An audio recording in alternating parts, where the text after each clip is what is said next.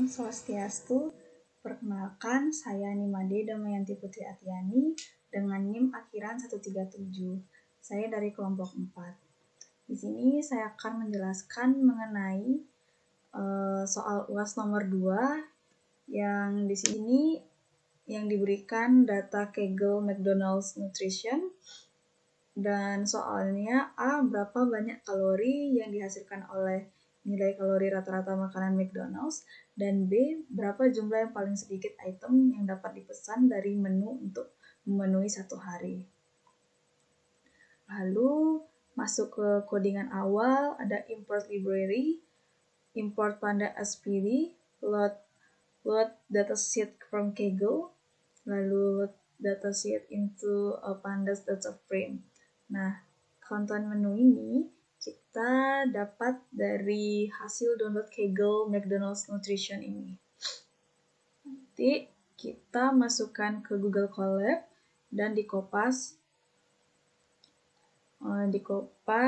ke dalam sini biar kebaca. Dan outputnya akan keluar sebagai berikut. Lalu, ini juga sama, kayak di atas, memuat datasheet dan memasang library. Dengan codingan sebagai berikut, di fpd read csv, terus kita masukkan datanya di fhit, dan outputnya akan keluar sebagai berikut. Ada kategori, item, serving size, calories from fat, total fat daily value, saturated fat daily value, trans fat, dan lain sebagainya. Lanjut ke preparing data menu. Di sini dikasih codingan di F date tabs yang outputnya akan keluar sebagai berikut. Kategori object, item, serving size, calories from fat, total fat daily value, saturated fat daily value, trans fat, cholesterol daily value, sodium, dan lain sebagainya. Selanjutnya, untuk menampilkan informasi dasar datasheet. Untuk codingan pertama ada check datasheet shape dengan suruhan print di f.shape dan check datasheet head, dan outputnya akan keluar sebagai berikut. Lalu lanjut ke soal yang pertama, A, menghitung kalori rata-rata makanan McDonald's. Itu kita masukkan codingan untuk menghitung kalori rata-rata, average kalori di F calories mean. Terus yang kedua ada print result. Kita memberi suruhan atau arahan untuk membuat rata-rata kalori makanan McDonald's dengan kata print. Lalu outputnya akan keluar rata-rata kalori makanan McDonald's sebanyak 368,26 sekian. Bisa dibulatkan menjadi 368,27.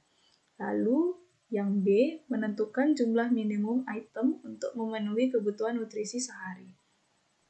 Dengan codingan pertama, menghitung jumlah item paling sedikit untuk memenuhi kebutuhan kalori, ada 2000 di sini, daily kalori 2000, lalu mengurutkan item berdasarkan kalori per item. Dengan codingan sebagai berikut, dan menghitung jumlah item paling sedikit yang diperlukan. Codingannya. Lalu, agar codingan yang kita inginkan jumlah item paling sedikit yang dapat dipesan untuk memenuhi kebutuhan kalori harian ini keluar outputnya, kita memberikan kalimat print, kata print. Lalu di sini outputnya jumlah item paling sedikit yang dapat dipesan untuk memenuhi kebutuhan kalori harian yaitu sebanyak 36. Lalu codingan lanjutannya bisa dilihat sebagai berikut. Di sini print resultnya yaitu daftar item yang dipilih. Ini ada 36, dan di sini saya memaparkan item-item apa saja dalam 36 item itu. Ada Sprite, Coca-Cola Classic Small, Caramel Ice Coffee, Hazelnut Ice Coffee, terus di sini ada Diet Dr. Pepper Child, terus di sini ada Iced Tea Small, Coffee Large, dan lain sebagainya. Sekian dari saya, terima kasih. Perkenalkan, nama saya Made Citra Dwi Utami dengan NIM 22055411128. Di sini saya akan menjelaskan mengenai data histogram dan diagram batang untuk kalori. Di sini terdapat kodingan, yaitu menghitung nilai kalori rata-rata, kemudian average pada kalorisnya, kemudian perintah print nilai kalori rata-rata makanan pada McDonald. Kemudian langkah ketiga yaitu menghitung jumlah item paling sedikit untuk memenuhi kebutuhan kalori harian, yang dimana daily kalorisnya itu 2000. Kemudian ada mengurutkan item berdasarkan kalori per item, menghitung jumlah item paling sedikit yang diperlukan, dimana total kalorisnya kita masukkan 0, item count-nya kita masukkan 0. Kemudian untuk indeksnya di sini kita buat untuk kita mencari kalori. Kemudian kita print perintahnya jumlah item paling sedikit yang dapat dipesan untuk memenuhi kebutuhan kalori harian. Masuk ke histogram distribusi kalori plot 1, di mana kita mencari kalorisnya, kemudian warnanya itu, warna histogram yang akan muncul adalah sky blue. Sini terdapat rata-ratanya, kemudian kita masukkan PLT title ini judulnya, yaitu distribusi kalori dari item makanan McDonald, kemudian X labelnya. X yang mau dicari adalah kalori, dan Y-nya jumlah item. Kemudian kita plt.show, yaitu kita tampilkan di layar. Kemudian plot 2, diagram batang item yang dibutuhkan untuk memenuhi kebutuhan kalori harian. Di sini juga masih sama, tapi yang berbeda adalah light green warnanya, dan judulnya item yang dibutuhkan untuk memenuhi kebutuhan kalori harian. PXL labelnya adalah kalori, Y labelnya adalah item. Berikut output dari codingan tersebut, yaitu ada nilai kalori rata-rata makanan McDonald itu sebanyak 368,27 kalori. Jumlah item paling sedikit yang dapat dipesan untuk memenuhi kebutuhan kalori harian itu sebanyak 36. Di sini outputnya. Kemudian kita masuk ke bar chartnya. Ada perintah import pandas spd, import matplotlib.pyplot splt, kemudian load the csv file. Di sini kita akan memasukkan file csv yang akan kita gunakan untuk mencari bar chartnya, di mana di sini saya memberikan nama yaitu menu.csv. Kemudian kita mencari top 10 makanan yang mengandung gula, yang tinggi akan gula. Kemudian kita menyiapkan data untuk pie chart-nya, di mana ada itemnya, kemudian ada sugars. Kemudian kita membuat pie chart-nya, yaitu PLT figure, ini size-nya mau seberapa besar. Kemudian kita membuat judulnya yaitu top 10 high sugar foods, di mana ini artinya top 10 makanan yang mengandung gula. Dan di sini hasil pie chart-nya, di mana yang mengandung makanan tinggi akan gula ini adalah McFlurry with M&M's candies. Kemudian kita mencari, jika kita ingin mencari top 3 saja, kita hanya perlu menuliskan untuk top 3 pada judulnya, dan muncul hasil bahwa hanya 3 saja data yang tersedia untuk makanan sini. Ya, yang McFlurry with M&M's ini masih sama, yaitu yang paling tertinggi. Kemudian kita mencari bar chart berikutnya, yaitu import pandas spd, import matplotlib, masih sama. Kemudian kita mencari top 10 kalorinya, yang dimana ini kalori tertinggi pada makanannya, yaitu terdapat yang paling tinggi jumlah kalori makanannya itu ada chicken McNuggets 40 piece, dimana ini yang paling tertinggi. Kemudian ada membuang beberapa kolom, kita masukkan to underscore dropnya, kita masukkan kategori item, serving size, kalori, dan ini muncul total fatnya, daily value-nya, ada kolesterolnya berapa. Sehingga yang dipakai itu hanya daily value dan kolesterolnya saja. Kemudian ada perintah mengganti nama kolom, di mana hasil outputnya adalah kita hanya mencari total lemak, nilai harian, dan kolesterolnya saja. Sekian dari penjelasan saya, terima kasih. Presentasi UAS di bagian histogram dan distribusi normal. Pada histogram distribusi normal ini, terdapat kode awal import pandas SPD. Kode ini digunakan untuk menganalisis data dalam bentuk tabel. Dan selanjutnya kode matplotlib.pyplot SPLT. Kode ini digunakan untuk visualisasi data dan import seaborn SSNS.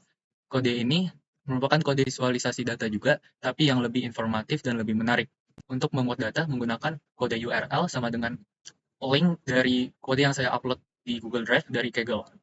Dan df sama dengan pd.read_csv URL. Kode ini yang digunakan untuk membaca data dari Kaggle yang sudah saya upload dalam bentuk CSV ke Google Drive ini. Selanjutnya, saya akan menjelaskan tentang histogram untuk kolom kaloris, di mana kode awal PLT figure dengan size 10 x 6, kode ini digunakan untuk membuat figur baru dengan ukuran 10 x 6 inci.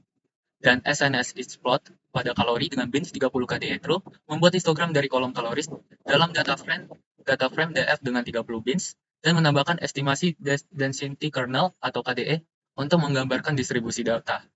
PLT.title, distribusi kalori, merupakan judul pada subplot pertama pada gambar diagram. Lalu, untuk PLTX label, dalam kurung kaloris, menambahkan label pada sumbu X. Berarti kalori ini berada pada sumbu X. Seperti gambar, dan frekuensi menambahkan label frekuensi pada sumbu Y. Selanjutnya adalah kode plt.show, di mana kode yang menampilkan plot pada diagram distribusi kalori.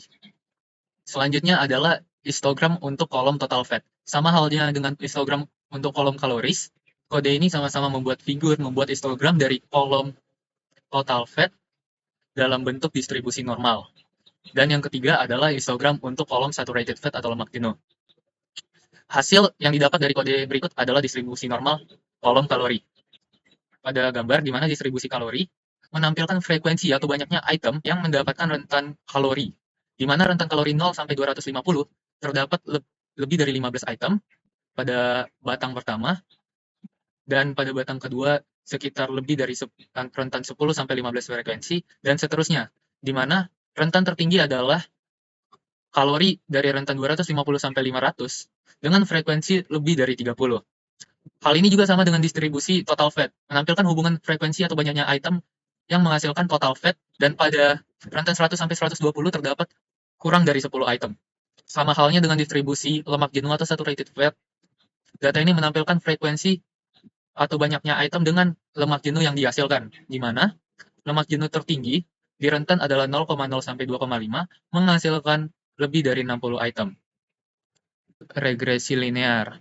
Regresi linear pada kode awal, yaitu SNS.setStyleTix, adalah baris yang mengatur gaya tampilan plot dengan gaya tix, atau memberikan tampilan sederhana dan bersih dengan tanda-tanda kecil di sekitar tepi plot.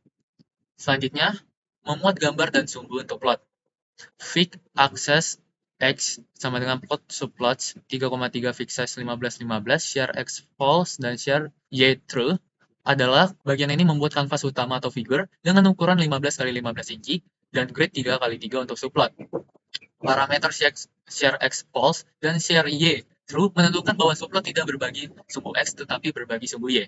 Kode selanjutnya adalah menambahkan scatter plot dengan garis regresi untuk setiap kombinasi variabel yang berbeda. Variabel pertama adalah kolesterol, kalori, dan berwarna hitam, menunjukkan regresi linear kolesterol dan kalori dengan berwarna hitam.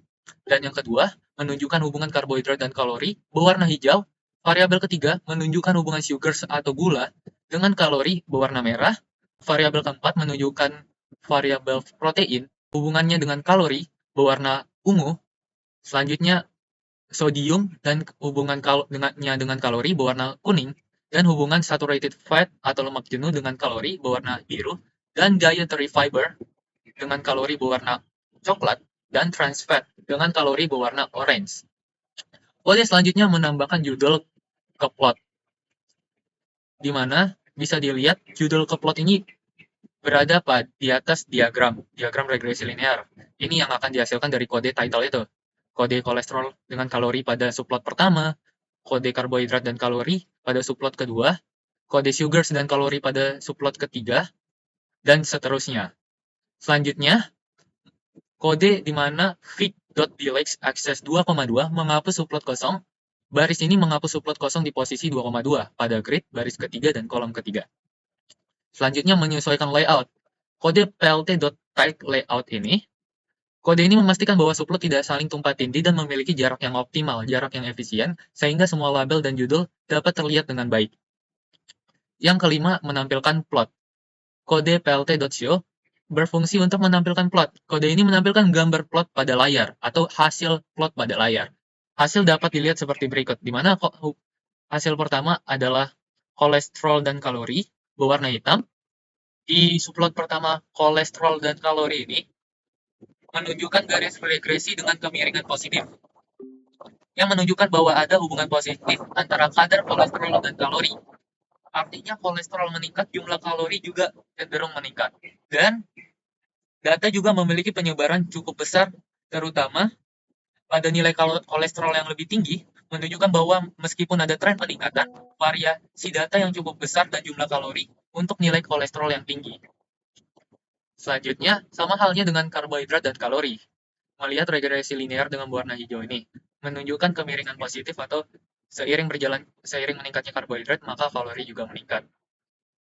Sugar dan kalori pada berwarna merah, protein dan kalori berwarna ungu, sodium dan kalori berwarna kuning, saturated fat dan kalori berwarna biru, dietary fiber dan kalori berwarna merah, dan trans fat dan kalori berwarna orange. Cukup sekian presentasi dari saya. Terima kasih.